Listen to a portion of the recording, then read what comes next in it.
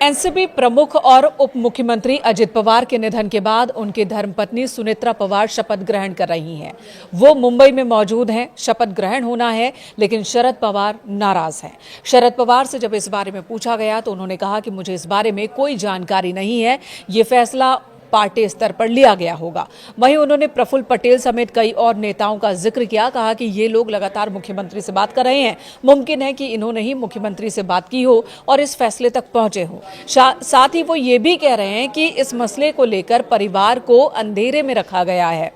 शरद पवार ने कहा कि वो चाहते थे कि दोनों एनसीपी मिल जाए, यानी कि एक हो जाए, राष्ट्रवादी पार्टियों को एक हो जाना चाहिए, ये कहना है शरद पवार का। साथ ही वो ये भी कह रहे हैं कि अजित पवार भी यही चाह रहे थे और बीते 4 महीने से बातचीत चल रही थी कि कैसे फिर से मर्जर हो जाए। यानी कि 2023 में जो एनसीपी 2 टुकड़ों में बट गई थी, एक तरफ शरद पवार, उनकी बेटी सुप्रिया सुले, दूसरी तरफ अजित पवार थे, तो अब उसे एक करने की तैयारी हो रही थी। और अगर सब कुछ ठीक चलता, अगर अजित पवार की हादसे में जान नहीं गई होती तो ये फैसला आने वाले दिनों में हो जाता।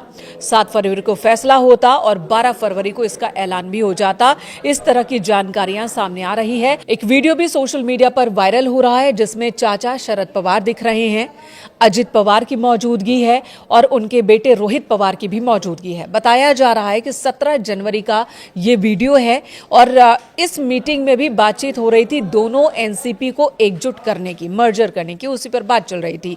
ये दावे किए जा रहे हैं। और इस मीटिंग के बारे में और भी जानकारियां दी गई है कि बारामती के गोविंद बाग में ये मीटिंग हुई थी और इस मीटिंग को लेकर अजित पवार बहुत ज्यादा उत्सुक थे।